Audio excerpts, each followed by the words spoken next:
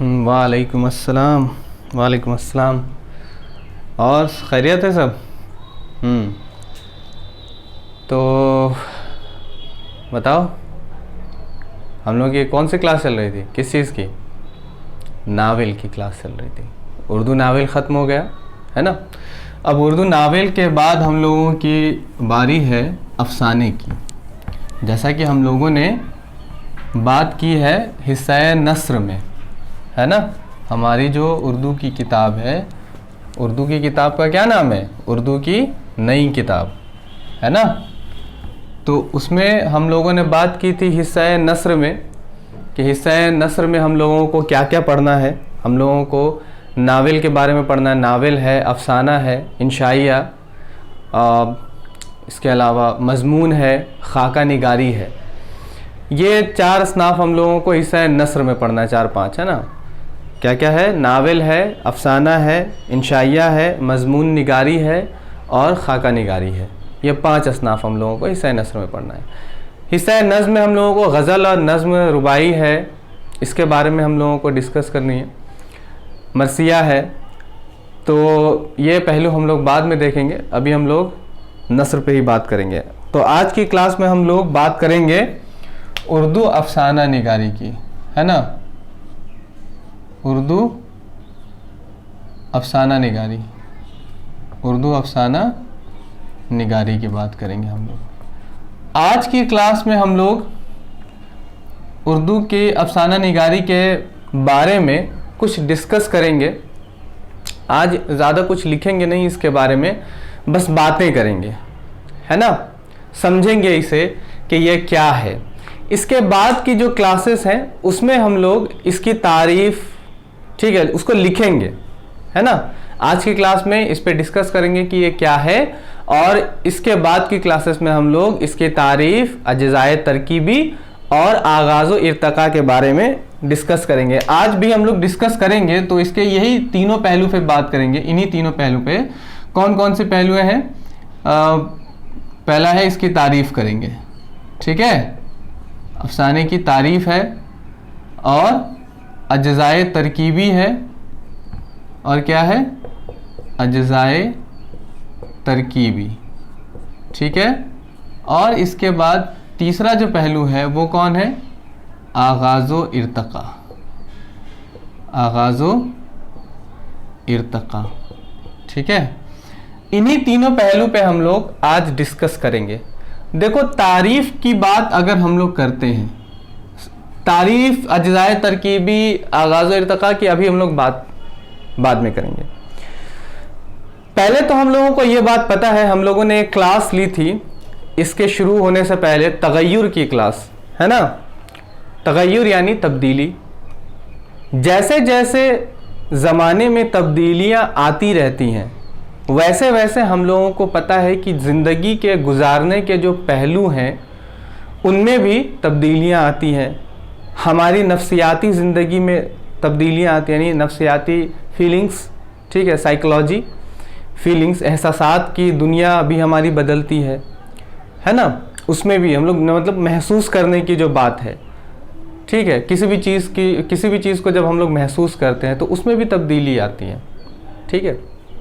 اسی طرح سے سوچنے سمجھنے کی صلاحیت ہم لوگوں کی بدلتی ہے نا. اس کے پہلو بدلتے ہیں. سماجی جو سماج میں جو رہنے اور چلنے پھرنے، گانے، اٹھنے بیٹھنے کے جو طور طریقے ہیں ان میں بھی بدلاؤ دیکھے جاتے ہیں، ہے نا. یعنی کہ جب زمانہ بدلتا ہے، زمانے کے طور طریقے بدلتے ہیں، تو ہر گوشے میں، زندگی کے ہر گوشے پر اس کا ایفیکٹ پڑتا ہے، اس کا اثر پڑتا ہے، اثر دیکھنے کو بھی ملتا ہے.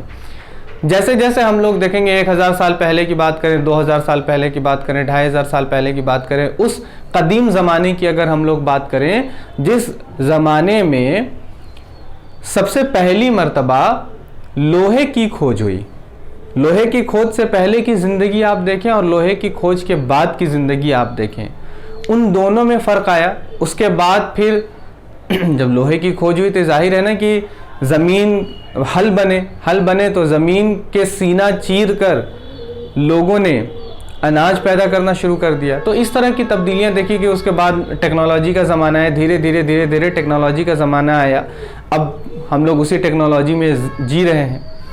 سمجھ میں بات آ رہی کہ نہیں آ رہی؟ تو اس طرح سے ہر پہلو پہ کیا پڑا؟ ہر پہلو پہ اس کا اثر دیکھنے کو ملا. زندگی کے ہر پہلو پہ اس کا اثر دیکھنے کو ملا. شروع کے زمانے میں داستانیں ہوا کرتی تھی. آپ لوگوں نے نام سنا ہوگا. کس کا نام سنا ہوگا؟ Arabian nights. کارٹون آپ لوگ دیکھتے ہوں گے. عربین نائٹس, عربین نائٹس, یہ ہے عرب کا یہ دیش ہے نا. تو جس میں جینی ہے, الادین ہے, جاسمین ہے, اس الادین کا ایک بندر بھی ہے. ٹھیک ہے, اس پہ مووی بھی بن چکی ہے نا. انگریزی مووی بھی بنی ہوئی ہے. اور بات سمجھ میں آ رہی نا.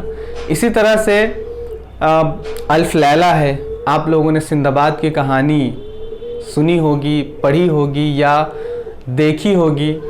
دوردرشن پہ اس کی کہانی آیا کرتی تھی.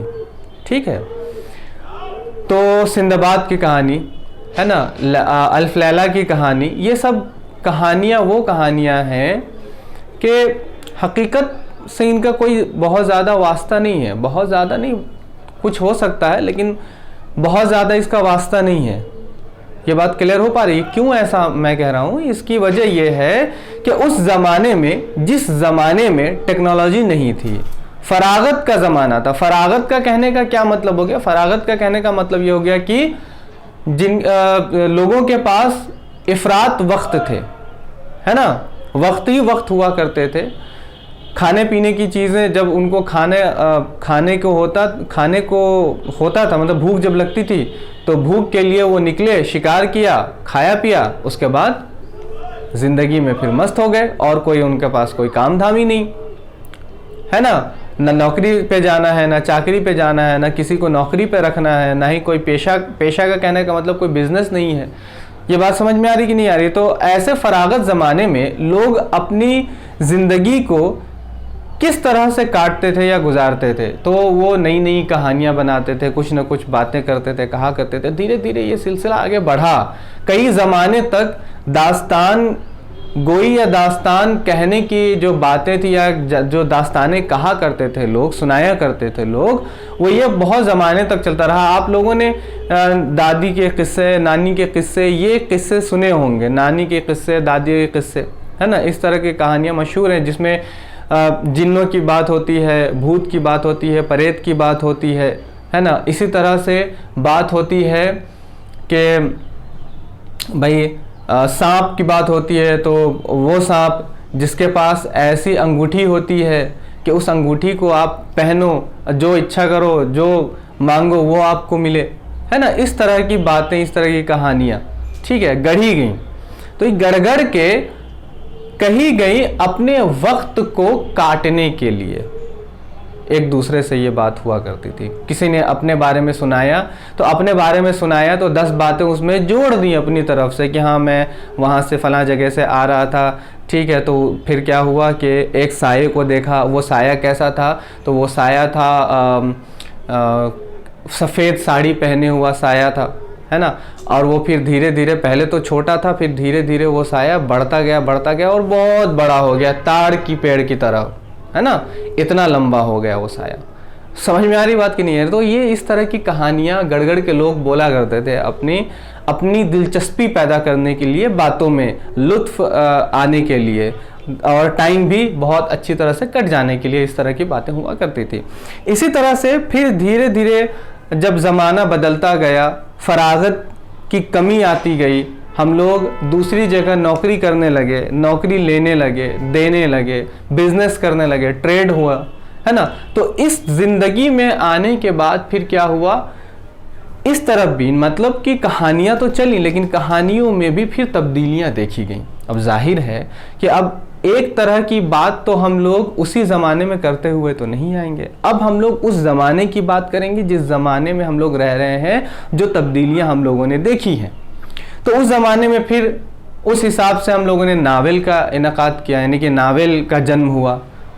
بات سمجھ میں آ رہی ہے؟ یعنی کہ داستان چھوڑ دی ہم لوگوں نے, تو پھر کہاں پہ ہم لوگ آ گئے؟ ناول پہ آ گئے. ناول ابھی بھی لکھے جاتے ہیں، ایسی بات نہیں ہے، ناول لکھے جاتے ہیں. ناول پہ تو اور اتنے بڑے بڑے ناول لکھے گئے ہیں کہ جن پر نوبل پرائز ملے ہیں، ہے نا. تو اسی طرح سے یہ تبدیلی دیکھی گئی. پھر دھیرے دھیرے ٹیکنالوجی کا زمانہ آیا. ٹیکنالوجی کا جب زمانہ آیا تو اس ٹیکنیکل زمانے میں لوگوں کے پاس جو وقت تھے نا، جتنے وقت ان کو ملا کرتے تھے، اس میں بھی تھوڑی کمی آنے لگی. لوگ اب کمپیوٹر پہ وقت بتانے لگے اور اس طرح کی آل اینڈ جتنے بھی باتیں ہیں یہ دس دیٹ، ہے نا. تو کل ملا کے بات یہ ہوئی کہ دھیرے دھیرے رفتہ کیا ہوا، رفتہ زندگی کی دشواریوں میں اضافہ ہوتا گیا، کمپٹیشن بڑھتے گئے، جس کے چلتے ہم لوگوں کی زندگی کے جو وقت ہیں ان میں کمی آتی گئی.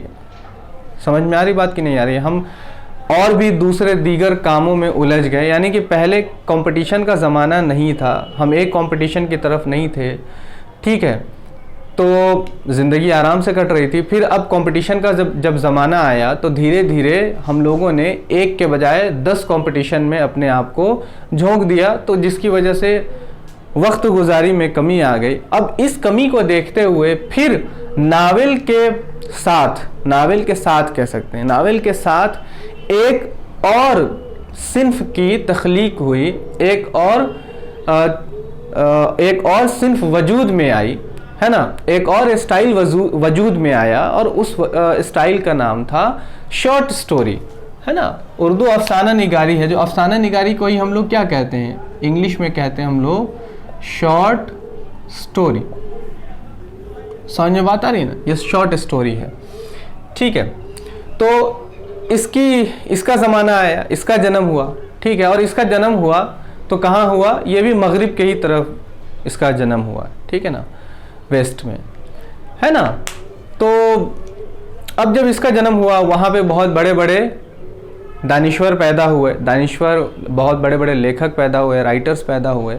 ان لوگوں نے اس پر ہاتھ آزمائی کی، ہے نا، تباہ آزمائی کی، لکھنا شروع کیا، وہاں کی زندگی کو دکھانا شروع کیا، ٹھیک ہے. اب وہاں کی جب زندگی کو دکھانا شروع کیا تو آپ کو یہ بات تو ابھی ہم نے بتائی کہ ناول اب سب سے بڑی داستان ہوا کرتی تھی. داستان کے بعد پھر ناول آیا، پھر ناول کے بعد افسانہ آیا. اور افسانہ کو چھوٹا اسی لیے کیا گیا تاکہ وقت گزاری جو ہو، اس جو وقت میں جو کمی آ گئی ہے، اس وقت کی کمی میں ہم لوگ اپنی زندگی کے ایک پہلو یا ایک کے بجائے 2 پہلو کو ہم لوگ بہت مختصر انداز میں پڑھ سکیں، سن سکیں، سمجھ سکیں، دیکھ سکیں. یہ بات میری سمجھ میں آ رہی کہ نہیں آ رہی؟ ٹھیک ہے نا. تو یہ افسانے کا جو سلسلہ آیا وہ اس طرح سے آیا وجود میں، ہے نا. افسانے کا سلسلہ وجود میں کیسے آیا، کیوں آیا، یہ اس کی بات ابھی ہم لوگوں نے کی ہے نا. یہ اس طرح سے وجود میں آیا. یہاں تک کہ یہ بات سیناریو، یہ یہاں تک کی جو سیناریو ہے، یہاں تک جو ہم نے ابھی یہ بات تم لوگوں کو بتائی ہے افسانے کی، ٹھیک ہے، یہ بات کلیئر ہو گئی. تو یہ مغرب کی طرف اس کا چلن اسٹارٹ ہوا، یعنی کہ مغرب کی طرف جو رائٹرز ہیں ان لوگوں نے لکھنا اس پر شروع کیا. وہاں سے ان کے اثر سے ان کو دیکھ کر انگلش میں کے رائٹر ہوں وہ، یا پھر وہ فرینچ رائٹر ہوں وہ، یا وہ رشین رائٹر ہوں، ہے نا، یا وہ جرمن رائٹرز ہوں، ٹھیک ہے. ان سبھی رائٹرز کو دیکھ کر ہمارے اردو کے جو لوگ ہیں ان لوگوں نے پھر اپنے یہاں اسی اسٹائل میں اسی طریقے سے لکھنا شروع کیا، شارٹ سٹوری. یہ بات بالکل کلیئر ہوئی. تو لکھنا کیوں شروع کیا بھائی؟ کیونکہ ان لوگوں نے ان کی کہانیاں پڑھی، ان کے لیکھن کو پڑھا، ہے نا، ان کے فن کو پڑھا، ان کی تخلیق پڑھی. یہ میری بات کلیئر ہو رہی ہے نا؟ یعنی کہ ان کی کتابیں پڑھی ان لوگوں نے. جب انگلش میں کسی رائٹر نے لکھا تو اس کی کتابیں اردو کے لوگوں نے پڑھا، ہے نا، پڑھی. اس کے علاوہ رشین رائٹرز نے جب رشین سٹائل میں یا پھر رشین زبان میں جب کسی فن کو انجام دیا، یعنی فن کی تخلیق کی، ٹھیک ہے، تو پھر وہ چھپنے کے بعد پھر اس کا ٹرانسلیشن ہوا. ٹرانسلیشن کے بعد پھر وہ اردو میں لوگوں نے اس کو پڑھا، اردو داں نے پڑھا، یعنی کہ اردو کے مصنفین نے اس کی اس کو جب پڑھا تو پڑھنے کے بعد پھر ان لوگوں کو یہ لگا کہ نہیں ہمیں بھی اس اسٹائل میں ہمیں بھی اس طرح کی کہانی کو انجام دینا چاہیے. ٹھیک ہے, یہ بات میری کلیئر ہوئی نا. تو اب اس طرح سے اس کہانی کی شروعات ہمارے اردو میں ہوئی. سمجھ میں آ رہی بات؟ تو کیوں کر ہم لوگوں کے اردو میں کیوں کر افسانے کی شروعات ہوئی, یہ بات آپ لوگوں کو کلیئر ہو گئی ہے نا. افسانے کی شروعات کی کس نے, یا افسانے کی شروعات ہوئی کب؟ ناول کی شروعات تو ہم لوگوں کو پتہ ہے کہ ناول کی شروعات کب ہوئی. ناول کی شروعات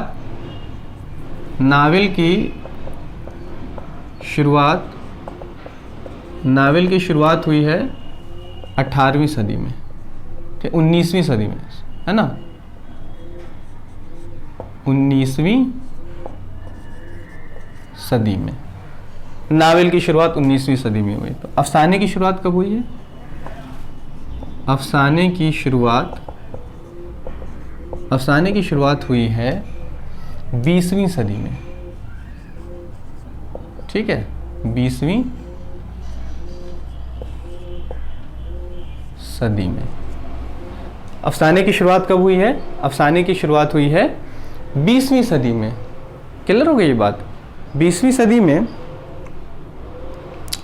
یہ سوز وطن ہے نا, کیا نام ہے ان کا, منشی پریم چند نے اپنا پہلا مجموعہ شائع کیا.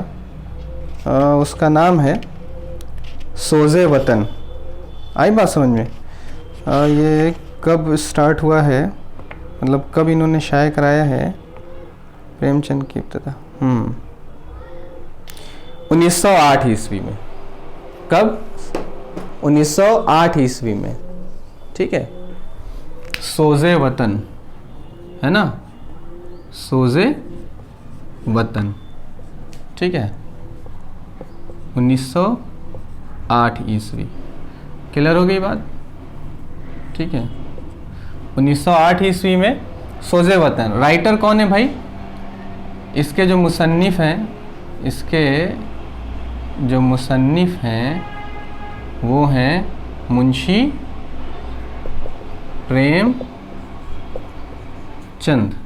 ٹھیک ہے, اب ہوا کیا ایکچوئل میں, منشی پریم چند پہلے سوز وطن کو جو منشی پریم چند نے لکھا تھا تو یہ اس وقت منشی پریم چند نہیں تھے, اس وقت دھنپت رائے تھے. ان کا نام کیا تھا؟ دھنپت رائے ہے نا. ٹھیک ہے, یہ تو قلمی نام ہے. ان کا جو اصل نام تھا, اصل نام ان کا کیا تھا؟ دھنپت رائے. دھنپت رائے ان کا اصل نام تھا, دھنپت رائے.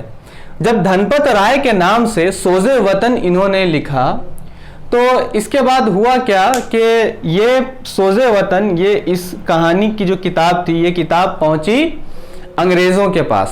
تو انگریزوں کے پاس جب یہ پہنچی تو انہوں نے یہ دیکھا کہ اس میں انگریزوں کے خلاف بہت ساری باتیں لکھی ہوئی ہیں. یعنی ایک طرح سے یہ کہہ لو کہ انہوں نے اس کہانی, مطلب یہ جو کتاب لکھی, اس کے اندر جو کہانیاں تھیں, اس کے اندر جو افسانے تھے, ان افسانوں میں بیداری کی بات لکھی ہوئی تھی. ان افسانوں میں اس طرح سے افسانے گڑھے تھے انہوں نے کہ اس سے یہ صاف پتہ چل رہا تھا کہ یہ اس وقت کے جو کرانتی کاری لوگ تھے جو کام اپنا کر رہے تھے, تو اس کام کو مطلب انہوں نے بڑھایا. یہ ڈائریکٹ اس میں شامل نہیں ہوئے, لاٹھی لے کر شامل نہیں ہوئے یا پھر کسی طرح سے اس میں شامل نہیں ہوئے. تو انہوں نے کس طرح سے شامل ہونا پسند کیا؟ قلم کے سہارے سے اس میں شامل ہونا پسند کیا. یعنی یہ کہہ لو کہ جو اس وقت کے رائٹرز تھے, جو اس وقت کے تخلیق کار لوگ تھے, ان لوگوں نے اگر ڈائریکٹ حصہ نہیں لیا کرانتی میں, تو ان لوگوں نے قلم کے سہارے سے کرانتی قائم رکھی, کرانتی کو فروغ دیا ایک طرح سے. یعنی کرانتی میں اپنا بھی حصہ دکھایا کہ ہاں بھائی ہم بھی کرانتی میں موجود ہیں. آپ یہ نہ سمجھیں کہ ہم قلم چلا رہے ہیں یا قلم پکڑے ہوئے ہیں تو اس کا یہ مطلب ہے کہ ہم کرانتی نہیں کر رہے ہیں. ایسا نہیں تھا. تخلیق کاروں نے, یعنی کہ جو پینٹرز تھے اگر, تو پینٹرز نے اپنی پینٹنگ سے, ये लोग कलमदां थे, कलम उठाने वाले लोग थे, लिखने वाले लोग थे, राइटर्स थे, तो इन लोगों ने अपने लफ्ज़ों से लोगों को जागरूक किया। ये बात क्लियर हो पा रही है? तो धनपत राय के नाम से जब इन्होंने लिखा तो ये किताब पहुंची गवर्नमेंट के पास, अंग्रेजी गवर्नमेंट के पास ये पहुंची, तो उन्होंने इस पर बैन लगा दिया। तो दया नारायण निगम ने, हाँ दया नारायण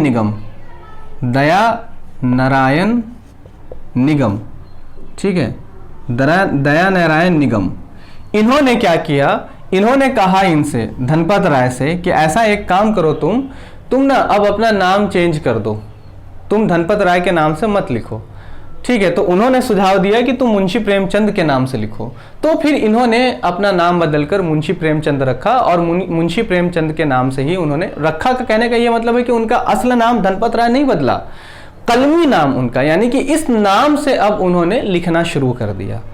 ये बात क्लियर हो पा रही है? ठीक है। ये कब की बात है भाई? ये बात है 1908 की। और 1908 से उर्दू में 1908 से उर्दू में, ठीक है, अफसाने की रवायत कायम, है ना, हुई। और ये रवायत कायम किसने की? ये रवायत कायम की मुंशी प्रेमचंद ने। इनका पहला अफसाना सोज़े वतन, अफसाने की किताब सोज़े वतन, मेरी बात क्लियर हो पा रही है, 1908 में। अब यहीं से इनके साथ बहुत सारे लोग जो इनके साथी थे, लिखने वाले राइटर्स थे, उन लोगों ने भी अफसाने की तरफ रुजू किया, ठीक है, अफसाना लिखना शुरू किया, है ना। अब जाहिर है कि जब अफसाने लिखे तो अफसाने लिखने की कुछ बात तो होगी ना। अफसाना जब लिखा है उन्होंने, तो अफसाना लिखने के लिए उसके पास कुछ अज्जा तो होगी ना, कुछ तो तरतीब होगी ना, कुछ तरकीब होगी, है ना। किस तरकीब से, किस स्टाइल से अफसाना लिखा जाए। तो देखो, स्टाइल की जहाँ तक बात है तो राइटर्स का अपना अपना अलग अलग अंदाज होता है, अलग अलग स्टाइल होता है। एक मौजू होता है, एक पहलू होता है, उस पहलू को लेकर, उस मौजू को लेकर अफसाना निगार या जो राइटर्स होता है उसे अपने लफ्ज़ों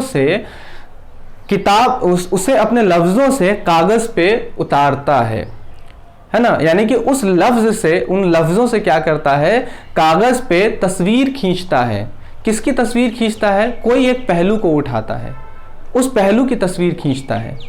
तो यहाँ भी यही बात है कि मौजू की बात है, तो मौजू में यहाँ पे कोई भी मौजू हो सकता है। मौजू में कोई भी मौजू का कहने का मतलब है कि उस ज़माने में आप देख रहे हैं देहात की ज़िंदगी है, ज़मींदार एक तरफ देहात के लोगों के ऊपर अपना पैर रखे हुए हैं, है ना, अपनी जूती लोगों के सर के ऊपर रखे हैं। उन लोगों के ऊपर जो किसान हैं, किसानों के ऊपर जो ज़मींदार थे, मतलब जो लैंडलॉर्ड थे, जिन किसानों के पास अपनी ज़मीनें नहीं थी, और जिनके पास अपनी ज़मीनें थी भी, तो अगर ज़मीनें थी तो कर्ज़दार थे। वो किनके कर्ज़दार थे? ज़मींदारों के, उन लोगों के कर्ज़दार थे जो कर्ज़ा दिया करते थे। आप लोगों ने ऐसी बहुत सारी मूवीज़ देखी होंगी जिनमें ख़ासतौर से अमरीश पुरी जो होते हैं ज़मींदार होते हैं और उनके पास कागज़ जमा होते हैं ज़मीन के, और वो जो अमरीश पुरी होता है उस मूवी का जो विलन होता है या ज़मींदार होता है, तो वो कहता है कि हम सारी ज़मीनें हड़प लेंगे, ठीक है, चाल चलता है। मतलब इस तरह की बातें, कहानियाँ दिखाई गई हैं। उन फिल्मों में भी हमारे देहात की ज़िंदगी दिखाई, किसानों पे ही जुल्म दिखाया गया है, ख़ास तौर से उस पर, है ना, किसानों पे जुल्म। इसके अलावा शूद्रों पे जुल्म, वो शूद्र जिन लोगों के हाथ का पानी पीना तो दूर की बात है, वो तो बहुत दूर की बात हो गई, जिस रास्ते से वो गुज़र जाते उस रास्ते से लोग चलना नहीं पसंद करते। वो लोग जो उनको अछूत मानते थे, है ना, क्लियर हो रही नहीं बात? उस रास्ते से चलना नहीं पसंद करते थे। अगर एक ब्राह्मण अगर कहीं से गुज़र रहा हो और अगर शूद्र कहीं से गुज़र रहा हो, तो वो अपने सर पे चप्पल रख लेता था। समझ में आ रही बात कि नहीं आ रही है? ठीक है। और उनकी रेस्पेक्ट में और वो अगर देख लेते थे, बहुत بعض دفعہ تو موویز میں ہم لوگوں کو اس وقت کی اس طرح کی کہانی دکھائی گئی ہے کہ اگر کوئی برہمن کسی شودر کو دیکھ لیتا، یعنی کہ جو اچھوت کو دیکھ لیتا ہے نا، اس وقت کی بات ہو رہی ہے، ہم لوگوں کی نظر میں کوئی اچھوت وچھوت نہیں ہے، ٹھیک ہے نا، اور خاص طور سے اسلام میں تو ہے ہی نہیں، تو اگر جن کی نظر میں اچھوت لوگ ہوتے ہیں وہ لوگ اگر ان کو دیکھ لیتے تھے تو کیا کرتے تھے؟ جا کے نہا لیتے تھے۔ ایسی کئی موویز میں ہم لوگوں نے دیکھے، ایسے کئی سیریل میں ہم لوگوں نے دیکھے ہیں، ٹھیک ہے نا۔ تو یہ بات کلیئر ہو پا رہی کہ نہیں کلیئر ہو پا رہی؟ تو اب وہ افسانے وجود میں آئے، لکھنا شروع ہوا، تو لکھنے کا اسٹائل بھی الگ الگ لوگوں نے اپنایا، کسی نے ان زندگی کو دکھایا۔ تو اب ایک بات بتاؤ کہ افسانے میں، ایک بات بتاؤ، تم ہی لوگ بتاؤ کہ کیا افسانے میں ہم لوگ بہت سارے کردار کو رکھ سکتے ہیں؟ ہاں، 50 کردار کو رکھ سکتے ہیں؟ وہ بھی ہے، وہ بھی ہے، وہ بھی ہے، وہ بھی۔ کردار کا کہنے کا مطلب ہے کیریکٹرز۔ فلموں میں یار لوگ ہوتے ہیں نا، اسی طرح سے تو افسانوں میں، ناولز میں، داستانوں میں کیریکٹرز ہوتے ہیں، ہے نا، لوگ ہوتے ہیں۔ بات چیت کون کرے گا؟ دکھائیں گے ہم کس کو؟ کس کے بارے میں لکھ رہے ہیں؟ لوگوں کے بارے میں تو لکھ رہے ہیں نا، تو جب لوگوں کے بارے میں لکھ رہے ہیں تو کئی لوگ ہو سکتے ہیں اس میں، ٹھیک ہے۔ تو افسانوں میں کیا کئی لوگوں کی گنجائش ہے؟ نہیں ہے گنجائش۔ کیوں نہیں ہے گنجائش؟ اس کی وجہ یہ ہے بیٹا کہ ظاہر ہے کہ اگر ہم بہت سارے لوگوں کی گنجائش اگر وہاں پہ رکھیں گے تو وہ افسانہ پھیل جائے گا، بڑا ہو جائے گا، ہے نا، یعنی کہ ایک پہلو کے بجائے وہ کئی پہلو کو دکھائے گا۔ اگر مان لو کہ 4 کردار ہم نے لیے، 4 کردار اگر ہم لوگوں نے مان لو کہ لیے، جس میں سے ایک مان لو کہ ایک بلقیس ہے نا، ایک کیریکٹر کا نام دیا ہم لوگوں نے بلقیس، ٹھیک ہے، ایک کیریکٹر کا نام ہم لوگوں نے دیا رحیم، ہے نا، رحیم۔ ایک کیریکٹر کا نام ہم لوگوں نے دیا رقیہ، ٹھیک ہے۔ ایک کیریکٹر کا نام ہم لوگوں نے دیا سارم، ہے نا۔ یہ 4 کیریکٹر ہیں۔ اب یہ 4 کیریکٹر ہیں تو چاروں کیریکٹرز کے بارے میں ہم لوگوں کو الگ الگ بیان کرنا ہوگا، الگ الگ باتیں کرنی ہوگی۔ بلقیس کے بارے میں کہ بلقیس کون ہے، اس کے بارے میں باتیں بتانی ہوں گی، رحیم کے بارے میں، رقیہ کے بارے میں، سارم کے بارے میں۔ اس کے علاوہ اور بھی کیریکٹرز اگر ہم لوگ لے لیں تو اور زیادہ پھیل جائے گا۔ اگر ہم ان چاروں کیریکٹر کو ہی لے کر دکھائیں گے تو بلقیس ہو یا ان میں سے 2 کیریکٹرز ایسے ہوں گے جو بس نام کے لیے ہوں گے، اور ایک کیریکٹر پہ پوری بات، پوری کہانی چلے گی، پوری اس کا ایک پہلو چلے گا، ہے نا۔ سمجھ میں بات آ رہی کہ نہیں آ رہی ہے؟ ٹھیک ہے، رک جائے، ٹھیک ہے، تو یہ بات کلیئر ہو گئی۔ اسی ایک پہلو پہ بات ہوگی، ہے نا۔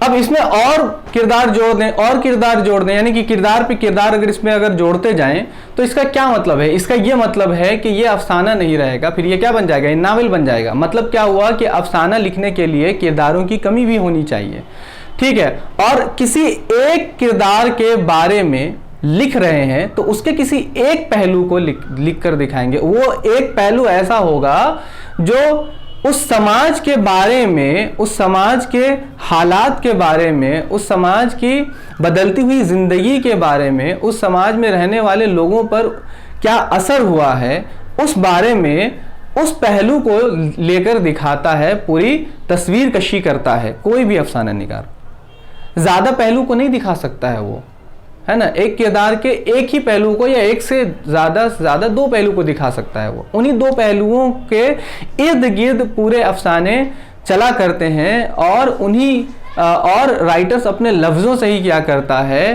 اس کی حالات زندگی کو دکھاتا ہے، اور اس دکھا کر وہ یہ بتانا چاہتا ہے کہ اس زمانے کے اعتبار سے کیا کیا تبدیلیاں ہوئی ہیں، کس طرح کے لوگ وہاں پہ اس وقت رہا کرتے تھے، کس طرح سے ظلم کیا کرتے تھے، کس طرح سے لوگ بچا کرتے تھے، کس طرح سے آواز اٹھایا کرتے تھے، کون سا ایسا پہلو تھا جو سب سے زیادہ متاثر ہوتا تھا اس وقت کی زندگی میں عوام پہ۔ تو کسی ایک کیریکٹر کو لے کر اٹھایا، دکھانا اسٹارٹ کیا، اس ایک کیریکٹر کے اس ایک پہلو سے اس سماج کے رہنے والے لوگوں کی زندگی پر کیا اثر ہوا ہے، وہ ساری باتیں سمجھ میں آ جاتی ہیں۔ جیسے لاجونتی ایک کہانی ہے تمہاری، ہے نا، لاجونتی ہے، منٹو کی ایک کہانی ہے ٹھنڈا گوشت، ہے نا۔ وہ تو خیر ٹھنڈا گوشت تو، اور یا پھر لاجونتی ہے، یہ تو تقسیم پاک و ہند، جب آزادی کے بعد جب ہندوستان اور پاکستان کا بٹوارا ہوا اس کے بعد کی یہ تخلیق ہے، تو وہ تو بہت عمدہ کہانی ہے وہ سب، ٹھیک ہے. اس کے پہلے کی کہانی آپ دیکھ لیں، آپ پریم چند کی کہانیاں دیکھ لینا. آپ پریم چند کی کہانی اگر آپ اٹھائیں گے تو کفن ہے نا، پوس کی رات ہے، بڑے گھر کی بیٹی ہے، ٹھیک ہے. اسی طرح سے روشنی ہے نا، شکوہ شکایت ہے. سمجھ میں آ رہی بات کہ نہیں آ رہی ہے؟ تو اس طرح کی کئی کہانیاں وجود میں آئی. بات سمجھ میں آ رہی ہے؟ اور پریم چند تو کہتے ہیں کہ میں حقیقت پسند ہوں اور حقیقت کو ہی دکھاتے ہیں. وہ کلیئر ہو رہی بات؟ تو اس طرح سے دیکھو، جب افسانہ لکھنا سٹارٹ کیا لوگوں نے، تو جب اسٹائل بٹا ہے نا، جب اسٹائل الگ الگ اسٹائل ہو گیا، ٹھیک ہے، تو کئی اسٹائل جب ہو گئے، تو انہی کئی اسٹائل میں سے ایک ہی اسٹائل پہ کئی لوگوں نے لکھنا سٹارٹ کیا ہے نا. ایک اسٹائل کو پکڑ کے آگے بڑھ گئے وہ افسانے لے کر. سمجھ میں بات آ رہی کہ نہیں آ رہی ہے؟ دوسرے طبقے نے دوسرا اسٹائل پکڑ لیا، تیسرے طبقے نے تیسرا اسٹائل پکڑ لیا. تو جو اسٹائل آیا، جو رجحانات آئے ہے نا، یہ لکھ لینا. رجحان کا کہنے کا کیا مطلب ہو گیا؟ رجحان کہتے نہیں ہے کہ تمہارا رجحان کیا ہے، کس طرف تمہارا رجحان ہے نا، تم کیا چاہتے ہو اپنی زندگی سے. تو وہ جو رجحان پیدا ہوئے، لکھنے کا جو شوق پیدا ہوا ہے نا، رجحان جو آئے، ٹھیک ہے نا، رجحان تو رجحانات کہیں گے. تو رجحانات جو آئے تھے، ان رجحانات میں سے پہلا جو رجحان تھا، ٹھیک ہے، لکھنے کا جو پہلا رجحان تھا، وہ حقیقت پسندانہ تھا. سمجھ میں بات آئی کہ نہیں آئی؟ کیسا رجحان آیا؟ لکھنے کا حقیقت پسندانہ رجحان، ٹھیک ہے نا. پہلا جو تھا حقیقت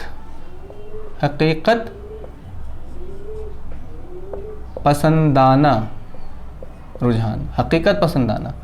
دوسرا رجحان کون آیا؟ دوسرا رجحان آیا رومانی اور جذباتی. رومانی اور جذباتی. رومانی اور جذباتی. تیسرا رجحان کیسا آیا؟ تیسرا رجحان جو آیا وہ تھا مسلمانوں کی گھریلو زندگی. مسلمانوں کی گھریلو زندگی. مسلمانوں کی متوسط طبقہ کی گھریلو زندگی. متوسط طبقہ کی گھریلو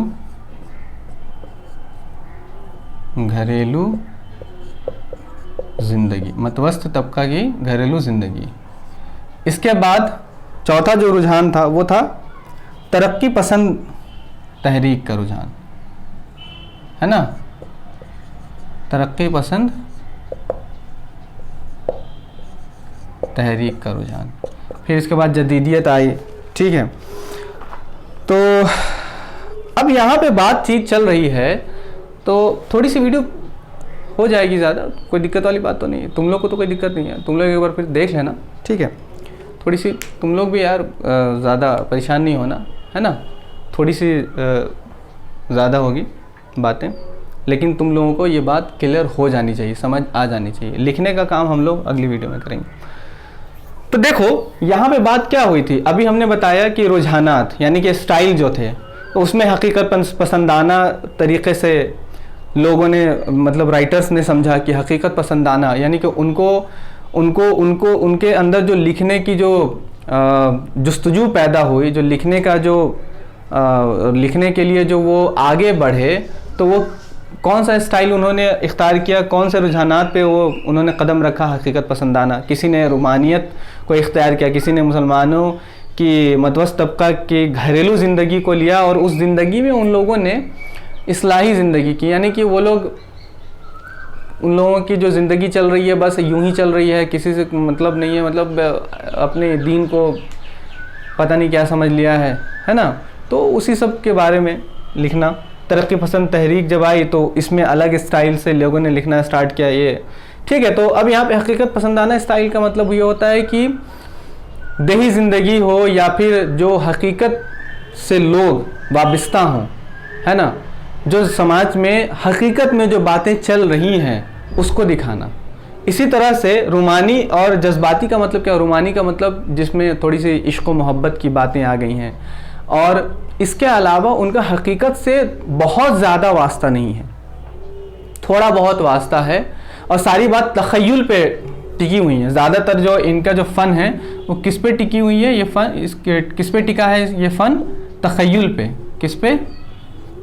तख़य्युल पे। तख़य्युल मतलब क्या? तख़य्युल मतलब इमेजिनेशन, इमेजिनेशन है ना, इमेजिनेशन पे, ठीक है। सारी बातें इमेजिनेशन पे टिकी हुई हैं। इमेजिन नहीं कर लेते हैं लोग, कुछ का कुछ इमेजिन कर लेते हैं, कहाँ पे कहाँ होते हैं और कहाँ से कहाँ चले जाते हैं। तो इस इमेजिनेशन पे ये सारी बातें, इनकी कहानी टिकी होती हैं। मुसलमानों के बारे में भी तो बता दिया कि ये रहना चाहिए, कैसे रहने लगे, कैसे अपनी सब कुछ छोड़ छाड़ के अलग ही दुनिया में गुम हो गए, ठीक है। तो लोगों ने देखा, जिन लोगों ने, जिन राइटर्स ने इन चीज़ों को फेस किया, देखा, उसके बाद उन्होंने कलम उठाए, इस पर लिखना स्टार्ट किया। तरक्की पसंद तहरीक में फिर एक नई तरबियत यहाँ से स्टार्ट हुई। लोगों ने एक नए स्टाइल से अपने आप को रूबरू कराया, ठीक है, और फिर आगे बढ़े। ये बात क्लियर हो गई ना। तो किस तरह से लोगों ने अफसाना निगारी की तरफ, किस तरह से मुसन्निफ ने, राइटर्स ने अपने आप को अफसाना निगारी के तरफ मुतवज्जे किया, और उनको क्या ज़रूरत आन पड़ी अफसाने की तरफ अपने आप को रुजू करने के लिए, वो सारी बातें आप लोगों को यहाँ पे समझ में आ रही होंगी, ठीक है।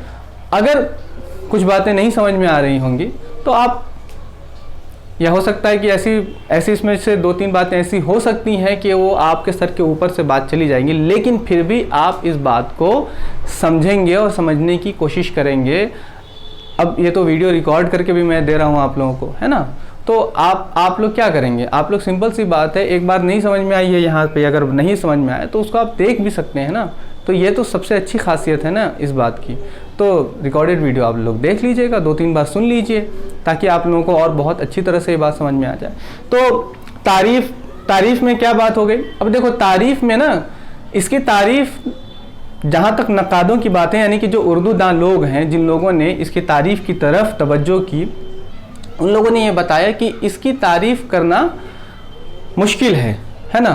तो आधी अधूरी बहुत सारे लोगों ने तारीफ़ इसकी की।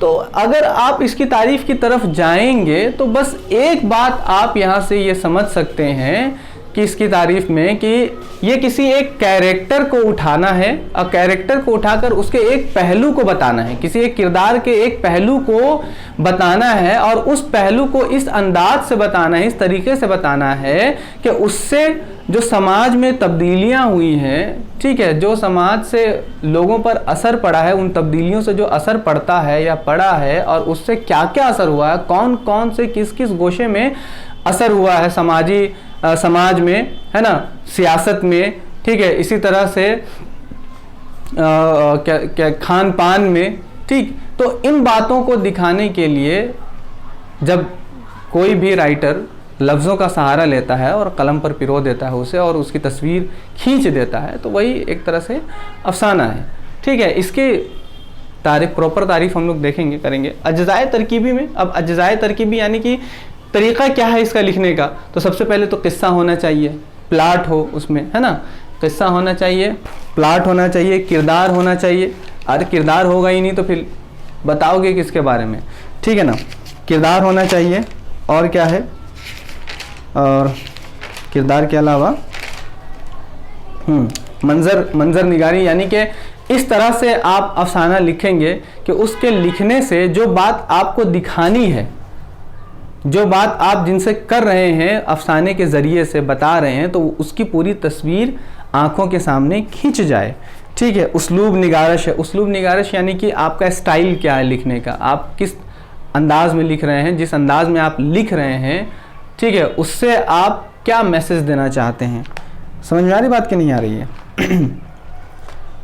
नुक्ता नज़र, यानी ये कि लिखने का जो पहलू है आपका, वो क्या पहलू, मतलब क्या आप बताना चाह रहे हैं। जो आप बताना चाह रहे हैं वो ऐसा नहीं कि आपका मकसद उसमें झलकने लगे, आपका मकसद उसमें झलकना नहीं चाहिए। मकसद तो है, ये मेरा मकसद है, लेकिन आप उसे ये नहीं जाहिर करेंगे, पढ़ने वालों को ये नहीं जाहिर करेंगे कि मेरा ये मकसद है। बस उसके दिल पर एक छाप छूटनी चाहिए, असर करना चाहिए, और वो असर इतना ज़्यादा गहरा हो कि वो अपने आप ये बात समझने लगे कि हाँ, اس افسانے سے ہمیں یہ بات سمجھ میں آ رہی ہے، اور معاشرے میں جو گندگی پھیلی ہوئی ہے وہ گندگی کیا ہے وہ آپ کو دکھانا ہے. آپ کو مقصد نہیں بتا دینا ہے کہ ہاں ایسا ایسا ایسا ایسا ہے، تو اس کو پڑھنے میں مزہ ہی نہیں آئے گا، پھر وہ افسانہ ہی نہیں تھا خواہ. ٹھیک ہے، نقطہ نظر ہو گیا. پھر آغاز و اختتام اور وحدت تاثر. آغاز و اختتام یعنی کہ آغاز اس طریقے سے ہو کہ پڑھنے والا اس کو دلچسپی کے ساتھ پڑھتا ہوا آگے بڑھے، اور اختتام اس کا ایسا ہو کہ جب وہ ختم ہو جائے تو اس کا گہرا اثر اس کے دل پر چھوٹے، اس کو بہت اثر ہو اس سے، ہے نا، اس کا اثر ہو. ایسا نہ ہو کہ بس تو اس کا اثر بھی ہو اس کے دل پر. سمجھ میں آ رہی بات کی نہیں آ رہی؟ ٹھیک ہے. وحدت تاثر. تو وحدت تاثر وہی ہے، وحدت تاثر یہی ہے کہ آپ نے جو لکھا ہے، آپ نے جو آپ کو جو افسانہ لکھنا تھا یا کہنا تھا، لوگوں سے باتیں کرنی تھی افسانے کے ذریعے سے، پہلو دکھانا تھا یا منظر کشی کرنی تھی، جو بھی کرنا تھا، ٹھیک ہے، جو بھی پہلو دکھانا تھا سماج کے، جس بھی گندے پہلو، اچھے پہلو، خراب پہلو، جس کو بھی آپ کو دکھانا تھا کسی بھی کردار کے ذریعے سے، اس کردار کے جب ذریعے سے آپ نے دکھایا، تو جب دکھایا تو جو آپ کا مقصد تھا اس سے وہ تو اظہار نہیں ہونا چاہیے، لیکن اس کا جو تاثر ہے، اس کی جو تاثیر ہے، اس کی جو گہرائی ہے، وہ اثر انگیز ہونا چاہیے اور پڑھنے والے کے دل پہ چھٹ جانی چاہیے، یعنی کہ چھپ جانی چاہیے. سمجھ میں بات آ رہی ہے نا؟ کلیئر ہو گیا بات؟ تو افسانے کے بارے میں جو آج ہم لوگوں نے ڈسکس کیے کہ کیسے افسانے نے پیر جمایا ایک طرح سے اردو میں، اور کیوں اس کی ضرورت پڑی، وہ ہم لوگوں نے شروع سے دیکھا. داستان کے بعد ناول دیکھا، پھر اس کے بعد افسانہ دیکھا کہ کیسے افسانے کی ضرورت پڑی. پھر ہم لوگوں نے افسانے کا آغاز دیکھا. آغاز کے ساتھ ساتھ ہم لوگوں نے اس کی تعریف بھی کی. اس کے علاوہ اس کی جو اجزائے ترکیبی تھی وہ بھی ہم لوگوں نے دیکھی. ٹھیک ہے. آغاز میں ہم لوگوں نے یہ بھی دیکھا کہ اس میں کون کون سی باتیں مطلب کس اسٹائل سے لوگ لکھنا پسند کرنے لگے، یا کس اسٹائل کی طرف لوگوں نے اپنے آپ کو جھونک دیا کہ ہاں ہمیں اسی اسٹائل میں کیا کرنا ہے، لکھنا ہے. ٹھیک ہے.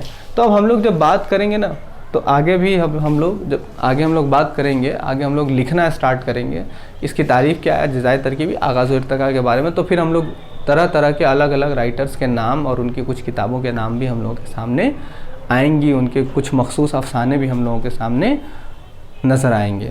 ٹھیک ہے. چلو.